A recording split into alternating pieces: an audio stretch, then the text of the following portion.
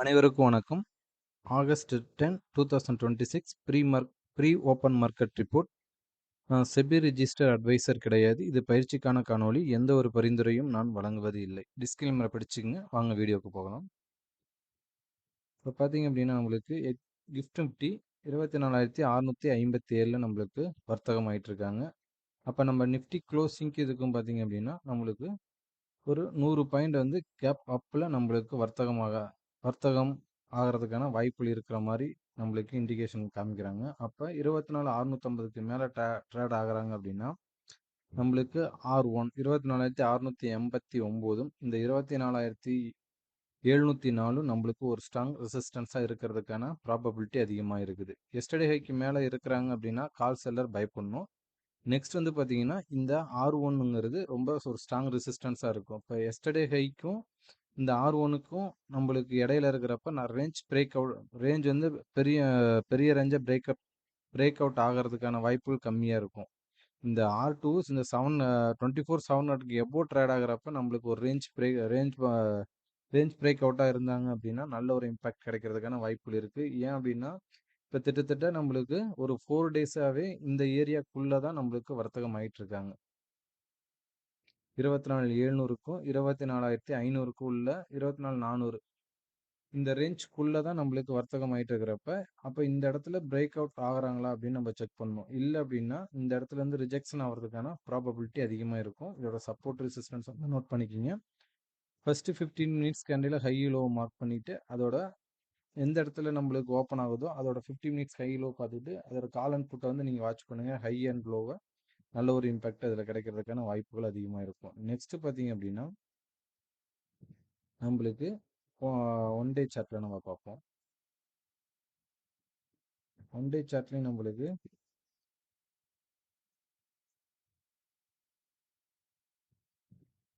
இருபத்தி நாலாயிரத்தி 529 நம்மளுக்கு ரொம்ப நம்மளுக்கு ஒரு ஸ்ட்ராங் சப்போர்ட்டாக இருக்கிறதுக்கான ப்ராபபிலிட்டி அதிகமாக இருக்கும். இதேமாரி ஒரு ட்ரெண்ட் லைன் வரைஞ்சிங்க. இந்த ட்ரெண்ட் லைனுக்கு எவ்வளோ ட்ரேட் ஆகுறாங்க அப்படின்னா நம்மளுக்கு எதை வச்சும் அடுத்த டார்கெட் போவாங்க அப்படின்னா 24,700ங்கிறது நான் ஒரு ஸ்ட்ராங் ரெசிஸ்டன்ஸாக இருக்கிறதுக்கான ப்ராபபிலிட்டி அதிகமாக இருக்குது.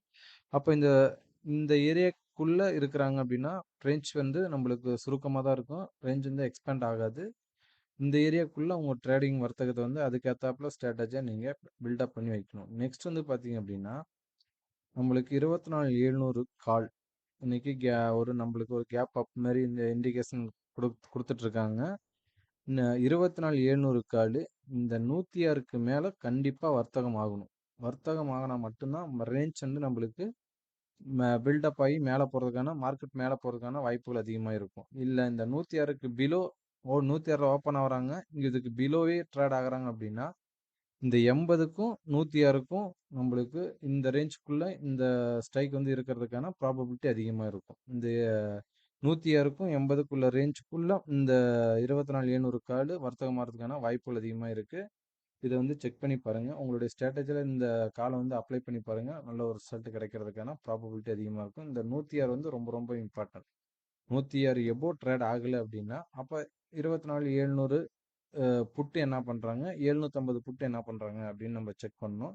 இந்த இடத்துல இந்த 106க்கு மேலே அவங்களாம் இருக்கிறாங்க அப்படின்னா ஸ்ட்ராங்காக இருக்கிறதுக்கான ப்ராபபிலிட்டி அதிகமாக இருக்கும். யாருன்னா புட் சைடு, ஓகேங்களா? அப்போ இந்த 106 வந்து இந்த கால் ஆப்ஷனுக்கு 24,700 காலுக்கு இந்த 106ங்கிறது நம்மளுக்கு நல்ல ஒரு ஸ்ட்ராங் ரெசிஸ்டன்ஸாக இருக்கிறதுக்கான வாய்ப்புகள் அதிகமாக இருக்கும். இதுக்கு எபோ ட்ரேட் ஆகுறாங்க, ஓப்பனே 106க்கு எபோ இருக்கிறாங்க அப்படின்னா இதுலேருந்து தான் நம்மளுக்கு ரேஞ்ச் வந்து நம்மளுக்கு கிரியேட் ஆக போகுது. அப்போனா இந்த 106க்கு எபோ ட்ரேட் ஆகிற வச்சும் ரேஞ்ச் வந்து மேலே இருக்குது அப்படின்னு நம்ம எடுத்துக்கலாம். இதெல்லாம் ஒரு சின்ன ஒரு இண்டிகேஷன் தான். இதுலலாம் நம்மளுக்கு நீங்கள் உங்களுடைய ஸ்ட்ராட்டஜி அப்ளை பண்ணீங்கன்னா ஒன் டே ரேஞ்ச் வந்து நம்மளுக்கு 200 பாயிண்ட் நிஃப்டிக்கு.